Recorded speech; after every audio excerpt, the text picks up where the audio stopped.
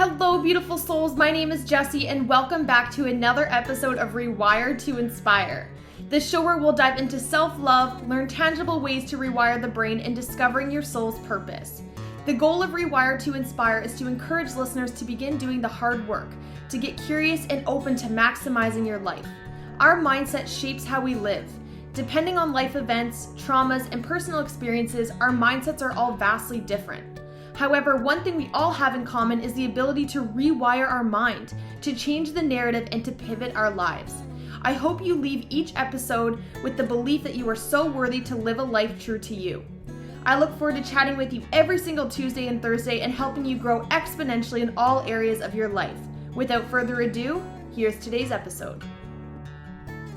Hello, beautiful souls, and welcome back to my podcast, Rewire To Inspire. I am your host, Jessie Brown, and I am super excited to be jumping on the microphone with you all for episode number 123.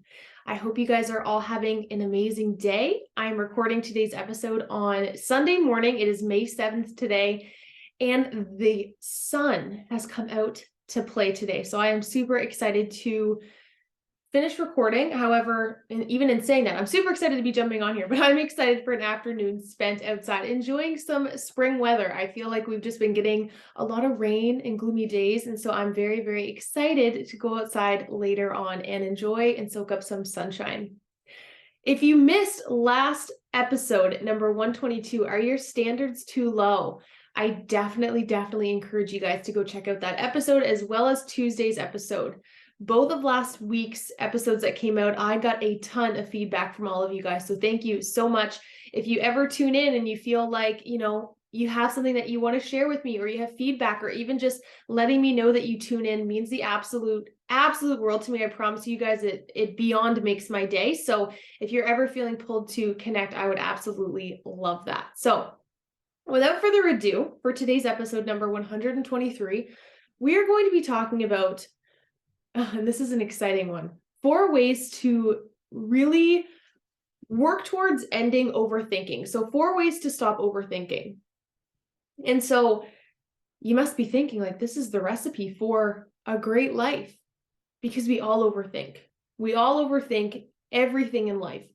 And I think the reason that we do this, in fact, I know the reason that we do this, is because we're trying to connect all the dots. We're trying to have it all figured out. We're trying to make sure there's no area for anything to go wrong. But what that leads to is us stressing ourselves out, making ourselves anxious, overworking our brain, and really leading to not living the most happy, aligned life, because we're just spending so much of it in our head in contemplation. And the thing is we all have so many thoughts a day, an insane amount of thoughts.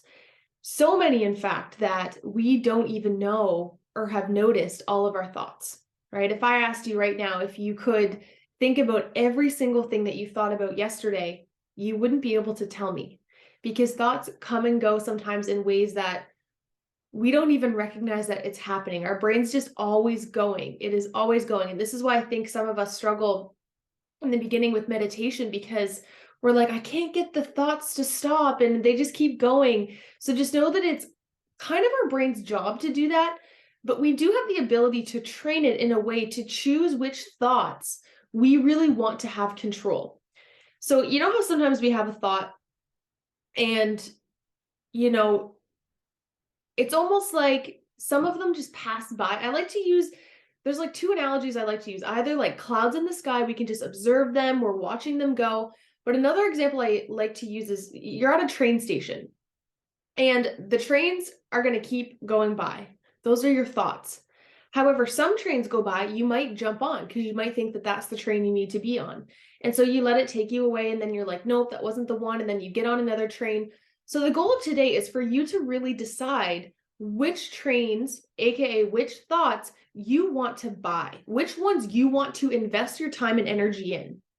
And also knowing that you have the control to do that.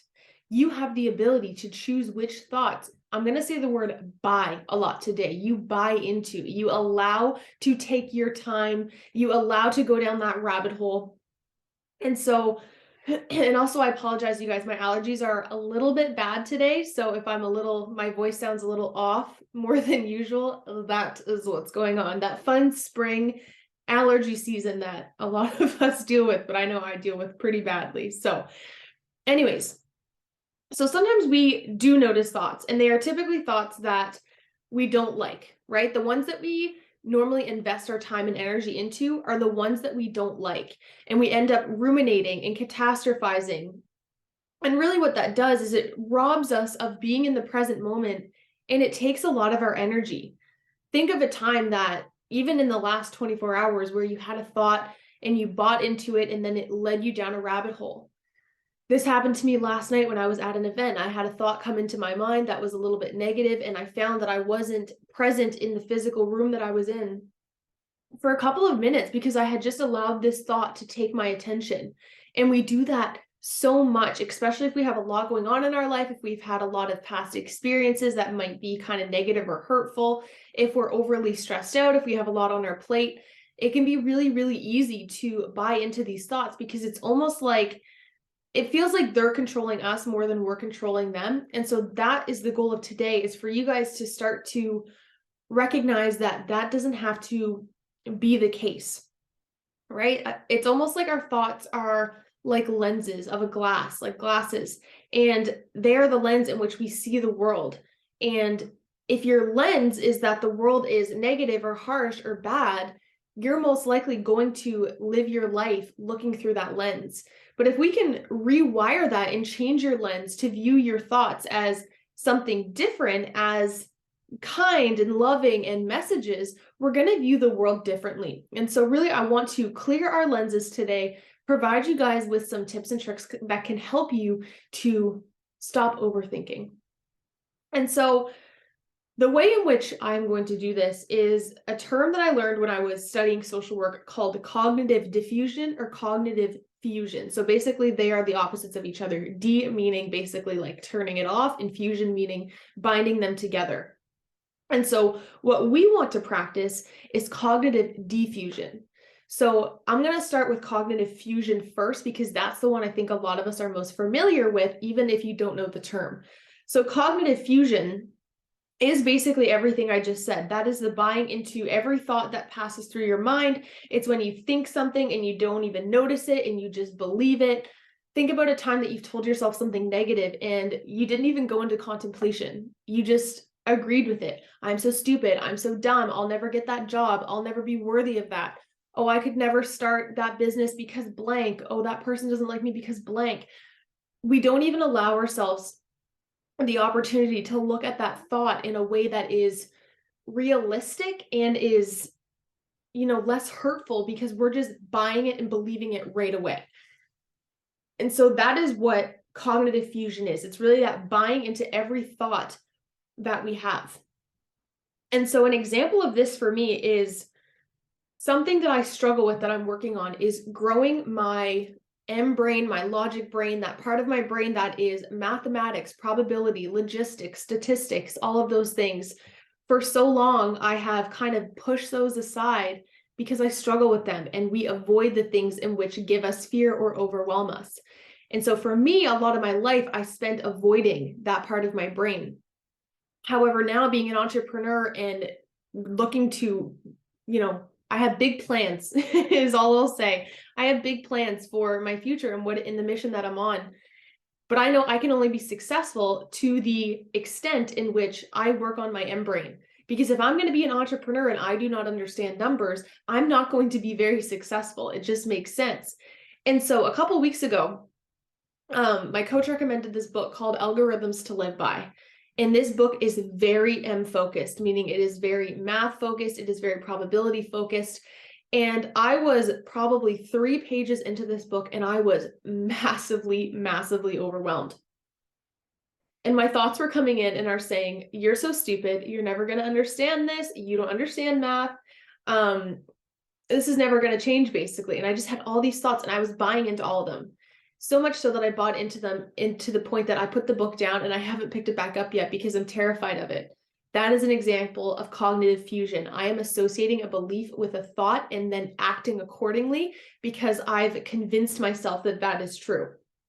However, the good news is that we can work on this. I wouldn't be talking about this really if there wasn't a way that we can rewire our brain and change this for ourselves.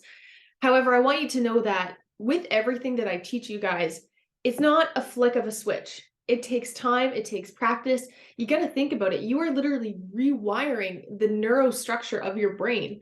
That takes time to do, especially when a lot of what's been wired has happened between the ages of 0 and 5, right? That limbic part of our brain, which controls our emotions and memory and all those things, regulation. And so a lot of those beliefs have been ingrained in me at such a young age. And so it's going to take time, you guys, to rewire your thought patterns, rewire your thinking. And so I just encourage you guys to be gentle with yourself, to be kind with yourself, to be patient with yourself as you go through this process. But just know that as much as you're even trying and noticing, that's already a step. If you're able to be aware and conscious of these things and are doing the work, you're already one step ahead of the majority of the population, because I think there's a huge misconception in that the thoughts that we have are our thoughts forever. The beliefs that we have are our beliefs forever, which is simply not true.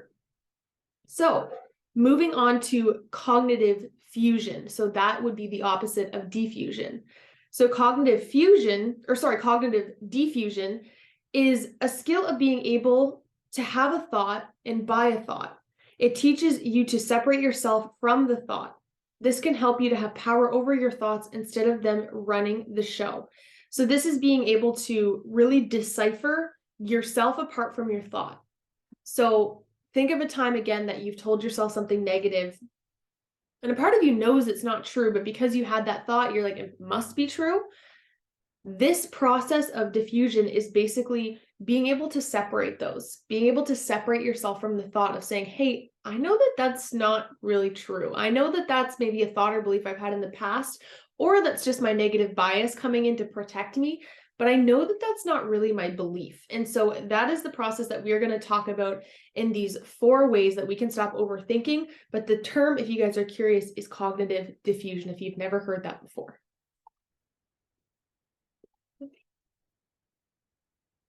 So now let's get into the ways to do this. If you are home, I encourage you to grab a pen and paper to join along with me. If you are driving, no worries. This is definitely something that you can still do later or in the moment. But of course, the first step with most things is awareness. Because if we don't have awareness, what are we doing? What part of us is running? What part of us is communicating? What part of us is leading? What part of us is driving? We need to have awareness in whatever it is that we're doing, and conscious awareness. And so the first way that we can start to look at our thoughts differently and stop overthinking is to write down all the thoughts that you have in your mind. And so you might be thinking, Jessie, do you really want me to sit there with a pen and paper all day, every day and write my thoughts down? Absolutely not. This is a practice that we should do every day for a minute or two. Just sit and basically, I call it like vomit journaling. Really cute name. Or it's basically where I'll grab my journal and I'll just write thoughts that are coming to my head. This is actually how I started journaling, because in the beginning, I'm like, what in the heck am I going to talk about? And so I just started by writing down every thought that came to my mind. And so I encourage you, if you're home and you're able to grab a pen and paper, or you can even verbally out loud say, if you want to pause this podcast and try this practice, set a timer for a minute or two and just blurt out, write down. Writing is more beneficial, but if you can't speak, write down all the thoughts that come to your mind. This is so stupid. I never thought this was possible. I'm not thinking about anything. Oh, that is a thought, I guess. I gotta get groceries later. Notice what comes up for you and take a second to do that. The second thing I want you to do is really off of that, I want you to write down in front of all that, I'm having the thought that. I'm having the thought that this is stupid. I'm having the thought that I have to get groceries later. I'm having the thought that it's a spring day. I'm having the thought that blank, insert thing here. The next thing you need to do is I notice that I'm having the thought that. I notice that I'm having the thought that I am recording a podcast right now. I notice that I'm having the thought that I have tea beside me that I can't wait to drink. I notice that I'm having the thought that my voice sounds a little off. So we're really just starting to write it down.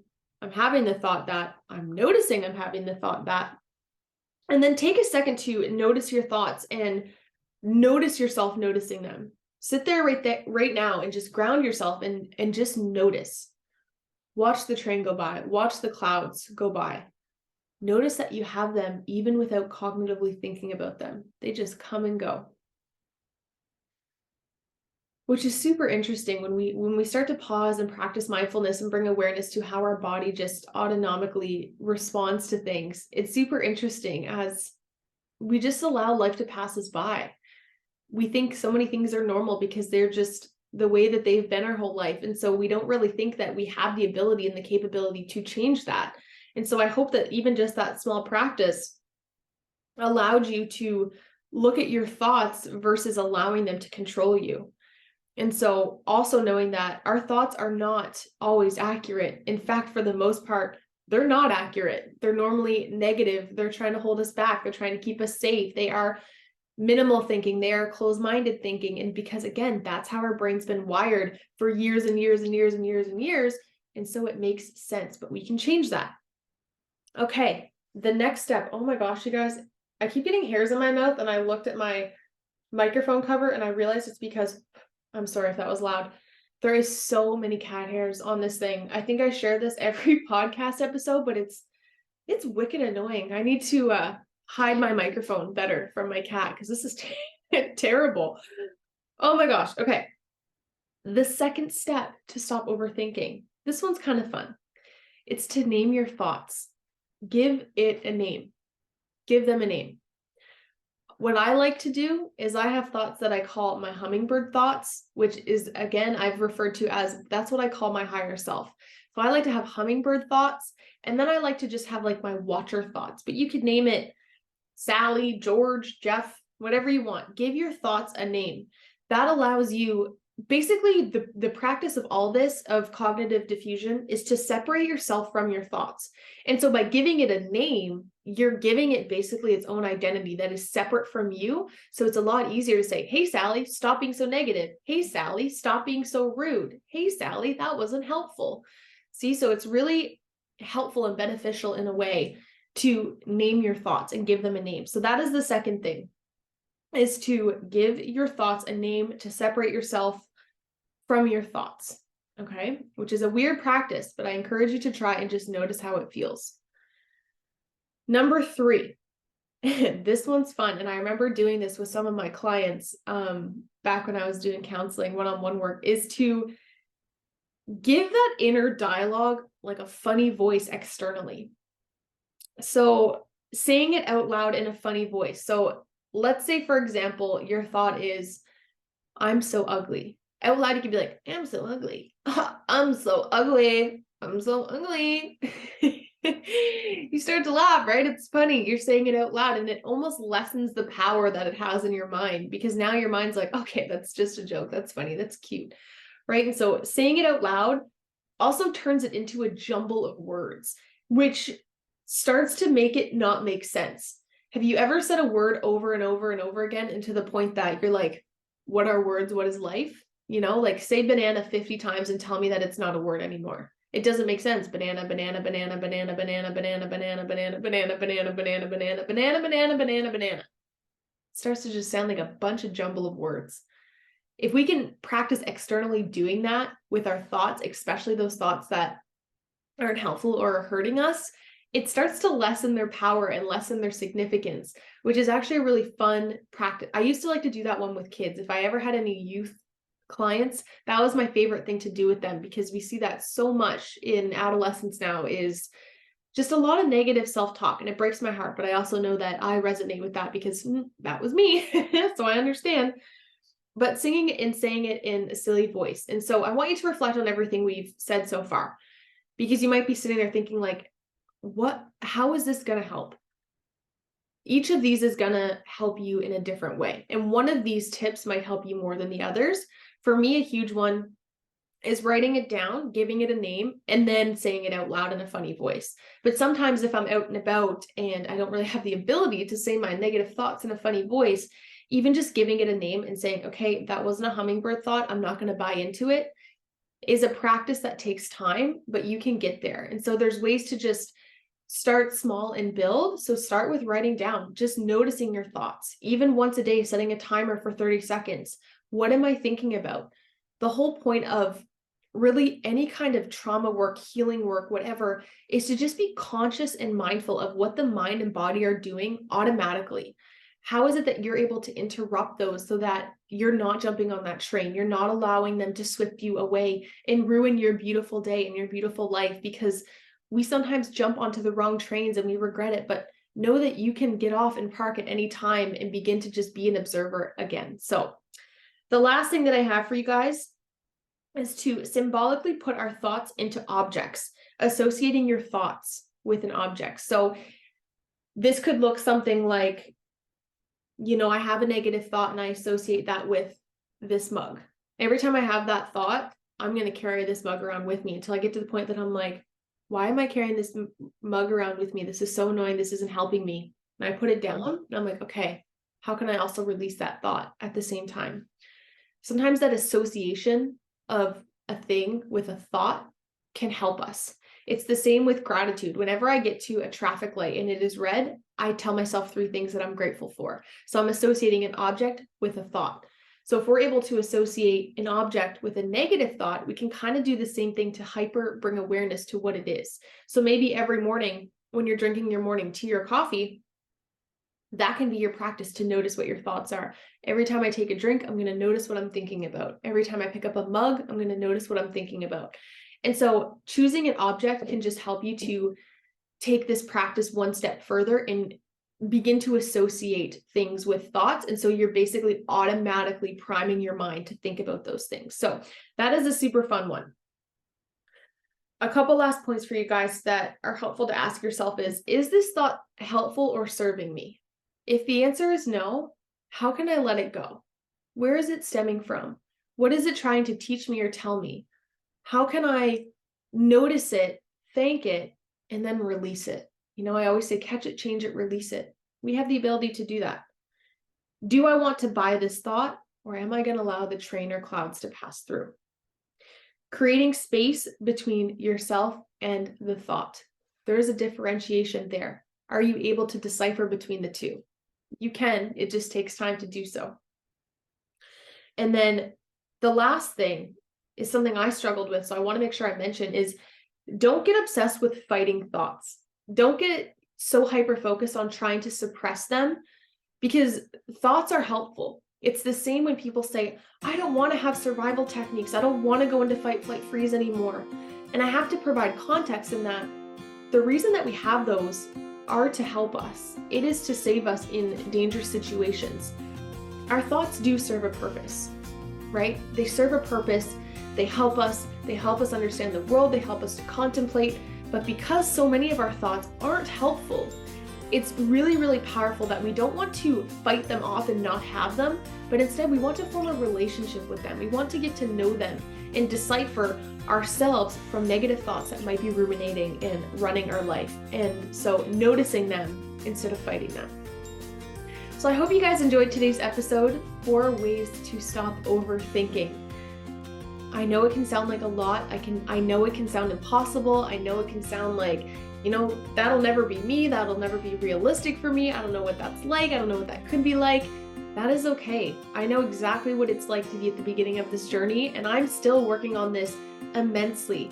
But these tools have helped me so, so much. And so I knew I had to come on here and share them with you guys in the hopes that it helps even one person. So if you guys enjoyed today's episode and you are feeling pulled to do so, I would absolutely love if you could leave a review below. Share this with someone you think would enjoy. It is how I grow the show. You guys have been so, so amazing. So thank you again. And I look forward to chatting with you all on Thursday. Bye, you guys. Thank you all so, so much for tuning into today's episode of Rewire to Inspire. I absolutely love connecting with you all, so make sure you're following me on Instagram. I am at Jessie Brown 13. If you enjoyed today's episode, please feel free to leave a review or share with someone you think would enjoy. I look forward to chatting with you all next episode. And remember, get out of your head and into your heart.